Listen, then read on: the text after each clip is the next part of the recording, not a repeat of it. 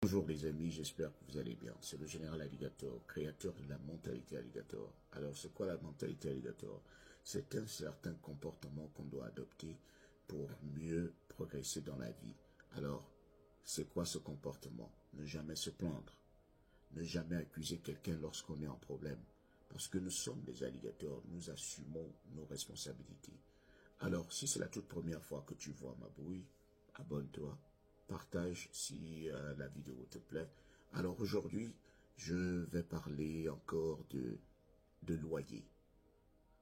Dans la vidéo qui va suivre, vous-même vous allez regarder, vous allez voir comment on chasse quelqu'un de son appartement.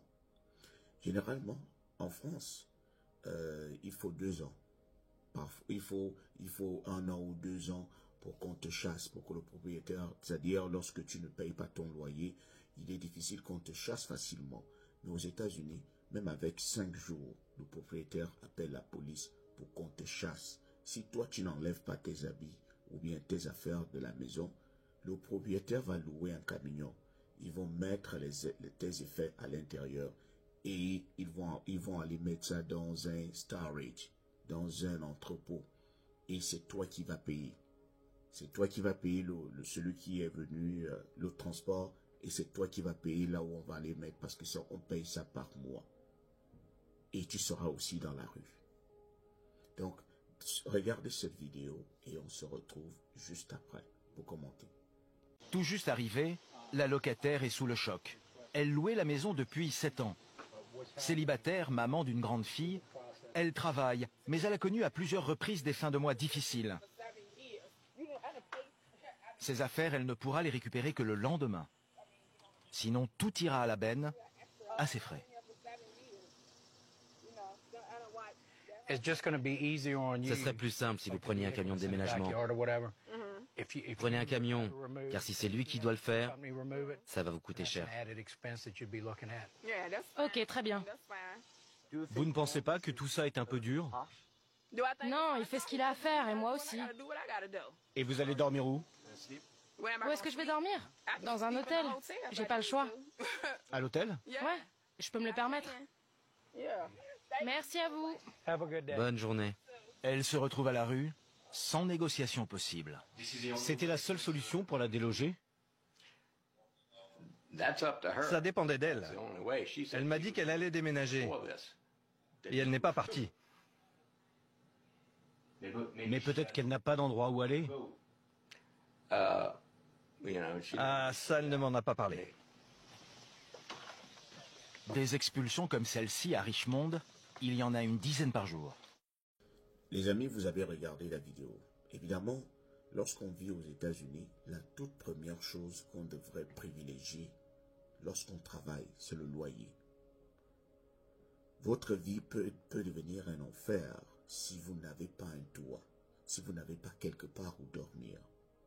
Faites tout, même si vous gagnez 500 € par mois ou je ne sais pas combien, 500 $ ou 500 $ par semaine ou 200 $.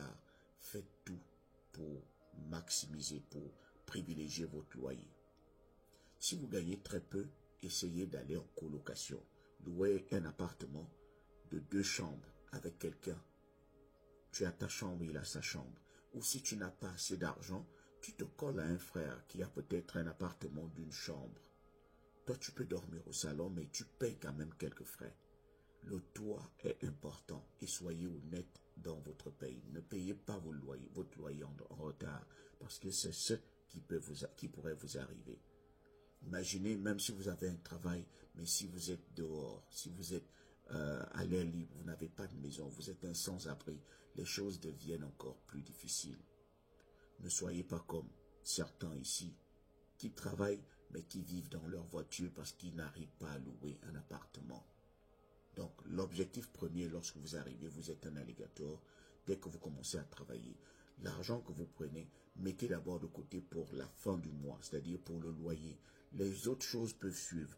Tu peux même manger rien que le riz sec chez toi dans ta maison, mais au moins tu as un toit, tu as quelque part où dormir. Tu prends de l'eau, tu manges ton riz sec. Personne ne va voir ce riz sec lorsque tu vas te balader.